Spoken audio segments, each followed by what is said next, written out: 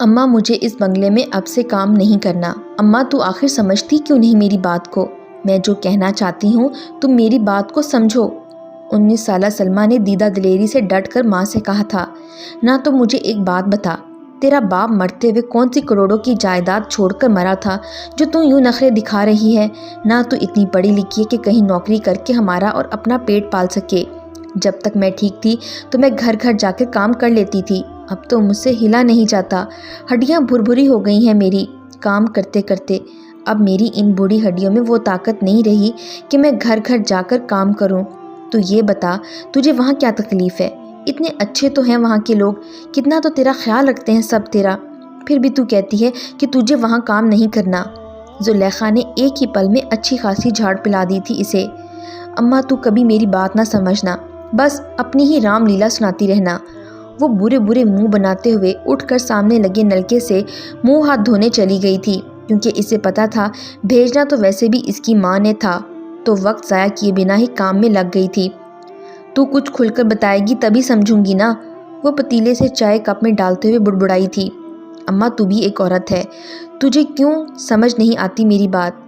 اگر تو واضح سننا چاہتی ہے تو میں آج تجھے بتا ہی دیتی ہوں۔ وہ تولیے سے ہاتھ پونچھ کر موڑے پر آ بیٹھتے ہوئے بولی، کیونکہ اس نے ماں کی بڑبڑاہٹ سن لی تھی۔ اماں اس کا بیٹا مجھے اچھا نہیں لگتا۔ اماں وہ ہر وقت مجھے کمرے میں بلاتا ہے اور برے برے اشارے کرتا ہے۔ اس نے چائے کا کپ اٹھا کر ہونٹوں سے لگاتے ہوئے بتایا، ارے میری بچی، تو اس کی باتوں اور اشاروں پر دھیان نہ دیا کر۔ اس پیٹ کی آگ کی ایندھن کو تو ابھی بجھانا ہے نا، میں کوئی اور گھر تیرے لیے ڈھونڈتی ہوں۔ میری بچی تو اس وقت صبر کر، اس کے اشاروں کو نظر انداز کرتی رہے جب تک میں کوئی اور گھر نہ دیکھ لوں۔ وہ سر اسبات میں ہلا کر جانے کے لیے اٹھ کھڑی ہوئی تھی۔ وہ تو ایک خاموش سی نظر اپنی ماں پر ڈال کر گھر سے باہر نکل گئی تھی۔ پیچھے زلیخا کو کافی خوفزدہ اور پریشان کر گئی تھی۔ غربت اپنی جگہ اور عزت اپنی جگہ۔ زلیخا کب چاہتی تھی کہ اس کی نوجوان بیٹی گھر گھر جا کر کام کرے اور لوگوں کے نوجوانوں کی نظروں میں آ جائے۔ وہ تو تھی بھی اتنی خوبصورت، کتابی چہرے پر موٹی موٹی مخمور سی آنکھیں، ستون جیسی کھڑی اور سیدھی ناک، پنکھڑی جیسے گلاب ہونٹ، سفید دودھ جیسی رنگت، درمیانہ قد۔ جو بھی اس کو دیکھتا وہ دوبارہ دیکھنے کی ایک بار خواہش ضرور کرتا۔ اس کو دیکھنے والے کا دل تو دل، ایمان بھی ڈگمگا جاتا تھا۔ کہنے کو تو وہ غریب گھرانے سے تعلق رکھتی تھی، اگر وہ ہلکی سی بھی لپسٹک لگا لیتی تو وہ جنت سے آئی ہوئی کوئی حور لگنے لگتی۔ یار تو سوچا کم کر، جلدی سے گھر آ جا، ایک بہت ہی خوبصورت سا شباب ہے میرے پاس، آج رات رنگین کرتے ہیں۔ اس نے ایک بھرپور کہکا لگاتے ہوئے اس کو دیکھا جو ڈرتے ہوئے اس کے کمرے میں داخل ہوئی تھی۔ اچھا تو اب فون رکھ اور باقی 2 دوستوں کو بھی پکڑ کے لے آ جا، میری طرف سے تم لوگوں کے لیے آج دعوت ہے۔ تم روز ہی کہتے تھے نا کچھ نہیں کھلاتا، تو آج آ جاؤ سب کے سب۔ اس نے یہ کہہ کر کال کٹ کر دی۔ اس کی طرف متوجہ ہو کر بڑے ہی اشتیاق سے پورے کمرے کا آنکھوں ہی آنکھوں سے جائزہ لے رہی تھی۔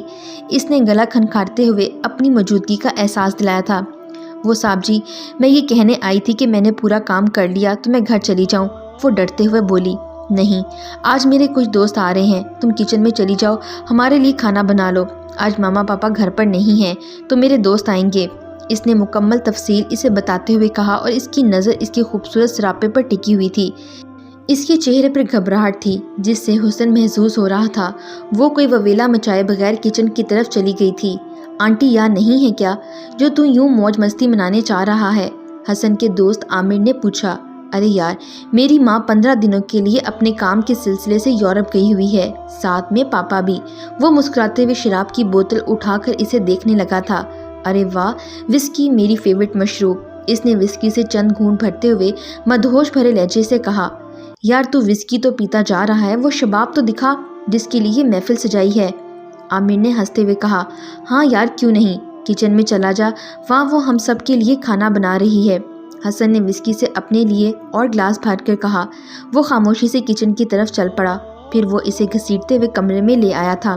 پھر چاروں دوستوں نے مل کر اس کے ساتھ بہت کچھ غلط کیا تھا۔ جب وہ چاروں صبح اٹھے تو ان کی وسکی اتر چکی تھی۔ وہ بیڈ پر بیٹھی گھٹنوں میں سر دیے رو رہی تھی۔ وہ چاروں دوست بکھلا گئے تھے۔ تم یہاں کیا کر رہی ہو؟ حسن نے کمرے کا سکوت توڑا تھا۔ اس نے گھٹنوں سے سر اٹھا کر اس کی طرف سرخ آنکھوں سے دیکھا۔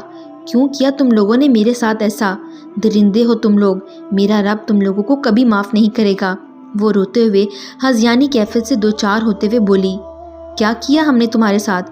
عامر نے حیرانگی سے کہا، تم لوگوں نے میری عزت کو داغدار کیا ہے، میرا رب تم کو معاف نہیں کرے گا، میں کورٹ تک جاؤں گی، تم لوگوں کو پھانسی دلواؤں گی، تم لوگوں کو عبرت کی موت مرواؤں گی۔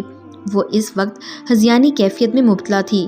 ہم تم کو جانے دیں گے تبھی نہ، ہر رات تمہاری اسی طرح گزرے گی، تڑپ تڑپ کر، ہم چاروں کی عیاشی کا سامان بنے گی تم ہر رات، حسن نے کہکا لگاتے ہوئے کہا۔ وہ بھی صحیح معنوں میں دہل کر رہ گئی تھی۔ زلیخا بیچاری پریشانی میں ہر جگہ اپنی بیٹی کو ڈھونڈ رہی تھی۔ وہ ان کے بنگلے پر بھی آئی تھی، پر چوکیدار نے یہ کہہ کر اسے روانہ کیا کہ آپ کی بیٹی چلی گئی ہے۔ جب وہ ڈھونڈ ڈھونڈ کر تھک گئی تو وہ پولیس اسٹیشن رپورٹ لکھوانے بھی گئی۔ پولیس والوں نے بھی رپورٹ درج کر لی۔ وہ بھی مل کر اسے ڈھونڈ رہے تھے۔ آج 3 دن گزر گئے تھے اسے گھر سے گئے ہوئے۔ یار بڑا مزہ آیا 3 راتوں کا، اب میں چاہتا ہوں اسے آزاد کر دیا جائے۔ کیوں، تم سب کا کیا خیال ہے؟ عامر ان سب میں سے ڈرپوک تھا۔ اس نے تینوں دوستوں کی طرف دیکھتے ہوئے پوچھا۔ وہ چاہتا تو یہی تھا کہ کسی طریقے سے وہ اس لڑکی کو آزاد کر دے۔ ہاں یار، میں بھی یہی سوچ رہا ہوں، عرفان نے عامر کی ہاں میں ہاں ملاتے ہوئے کہا۔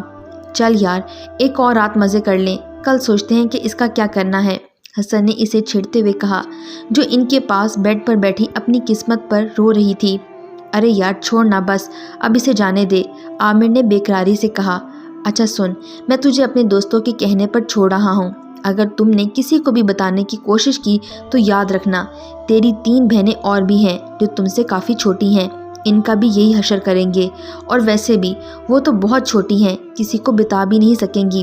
چل اٹھ، اب اپنے گھر جا، کبھی کبھی دل بہلانے کے لیے آ جایا کرنا۔ چاروں دوستوں نے ایک بھرپور کہکا لگایا۔ میں نہیں جاؤں گی، اس نے بہت سی آہستگی سے کہا۔ کیوں، گھر کیوں نہیں جائے گی؟ چاروں دوستوں نے کچھ تعجب سے اس کی طرف دیکھا۔ کمرے میں پل بھر کے لیے خاموشی چھا گئی۔ ایش ٹرے میں چھوٹے چھوٹے سگریٹ کے ٹکڑے پڑے تھے اور پورا کمرہ سگریٹ سے دھواں دھواں ہو رہا تھا۔ جب میری ماں پوچھے گی کہاں تھی تو ان کو کیا جواب دوں گی کہ 3 راتیں میں کسی 4 لڑکوں کے ساتھ گزار کر آ رہی ہوں، تو کیا گزرے گی ان کے دل پر؟ وہ روتے ہوئے بولی، تو مت بتانا ان کو، کس نے مشورہ دی ہے کہ تجھے، تو ان کے ساتھ شیر کھر، اس بات کو بھول جا اور اپنی زندگی نئے سرے سے جی لے۔ اس نے مکروہ ہنسی ہنستے ہوئے کہا، میں تیرا ساتھ دوں گی، تم بس ایک بار سچ بول دو، جو میں سن کر آ رہی ہوں اس کے بارے میں سچ اگل دو۔ وہ عورت اسے سچ اگلوانا چاہ رہی تھی۔ آپ کون ہیں اور کیوں میری بیٹی کو پریشان کر رہی ہیں؟ کچھ نہیں ہوا ہمارے ساتھ، ہم کوئی رپٹ نہیں لکھوانا چاہتے۔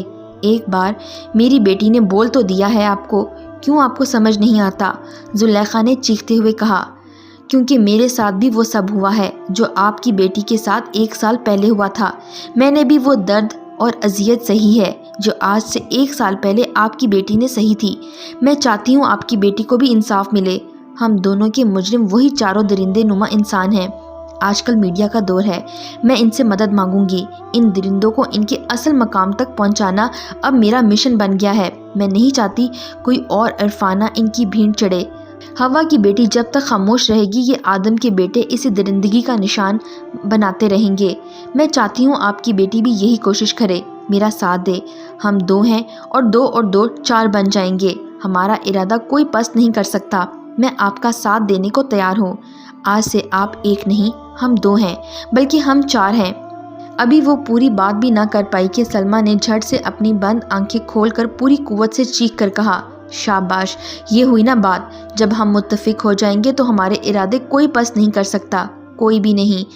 کوئی پھر سے سلمیٰ اور عرفانہ نہیں بن سکتی۔ مگر کب تک؟ زلیخا نے افسردگی سے پوچھا۔ جب تک ہوا کی بیٹی اپنے ظلم کی آواز بلند نہیں کرے گی۔ ہم لوگ دنیا کے ڈر سے خاموش ہو جاتی ہیں، ہوا کے بیٹے اور شہسوار ہو جاتے ہیں۔ عرفانہ نے پاس بیٹھی روتی ہوئی سلمیٰ کو اپنے ساتھ لگاتے ہوئے کہا، میں اپنی ارداس لے کر عدالت جاؤں گی۔ ہو سکتا ہے عدالت سے عبرت ناک سزا ملنے کے بعد ان جیسے لڑکے ہدایت پا جائیں۔ اس نے ٹھنڈی سانس خارج کی تھی، اور واقعی ایسا ہی ہوا۔ اس نے میڈیا کا سہارا لیتے ہوئے عدالت کا دروازہ کھٹکھٹایا تھا۔ عدالت میں اس کی سنی بھی گئی تھی۔ ایک اور گواہی سلمیٰ نے بھی دی، اور یوں 4 درندے حوالات کے اندر چلے گئے تھے۔ انہیں عمر قید کی سزا سنائی گئی۔ ان کے ماں باپ نے بڑی کوشش کی کہ اپنے بیٹوں کو آزاد کروا سکیں، پر وہ ناکام رہے، کیونکہ ہر جگہ پر عورت کی بھی بڑی سنی جاتی ہے، اور عدالت میں بھی ان کی سنی اور گواہی مانی گئی تھی۔ سو وہ اپنے انجام کو پہنچ گئے۔ آنٹی میں آپ لوگوں کی بےحد مشکور ہوں کہ آپ نے میرا ساتھ دے کر اس دنیا سے 4 درندے کم کروائے ہیں۔ وہ ممنونیت سے بولی تھی۔ ارے بیٹی، مجھے شرمندہ مت کرو، پہلے ہی میں اپنے کیے پر بےحد شرمندہ ہوں۔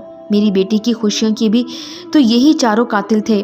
اب کون میری بیٹی سے شادی کرے گا؟ ہم غریب لوگوں کے پاس بس ایک عزت کے سوا ہوتا ہی کیا ہے؟ اب وہ بھی نہیں رہی۔ وہ ململ کا دوپٹہ آنکھوں پہ رکھ کر رونے لگی تھی۔ آنٹی مت روئیں، میں اپنے بھائی کا رشتہ لے کر آؤں گی۔ وہ انہیں تسلی کیا سچ میں کہہ رہی تھی۔ وہ خوشی سے بولی تھی، جی آنٹی، بہت ہی جلد میں اپنے بھائی کا رشتہ لے کر آؤں گی۔ وہ بھی خوشی سے بولتے ہوئے آگے بڑھ گئی۔ اماں سچ کہتے ہیں بڑے سیانے، اس دنیا میں ابھی بھی اچھے لوگوں کی کمی نہیں ہے۔ یہاں شیطان ہے تو فرشتے بھی ہیں، یہاں اگر فرعون ہے تو رب موسیٰ بھی پیدا کروا ہی دیتا ہے۔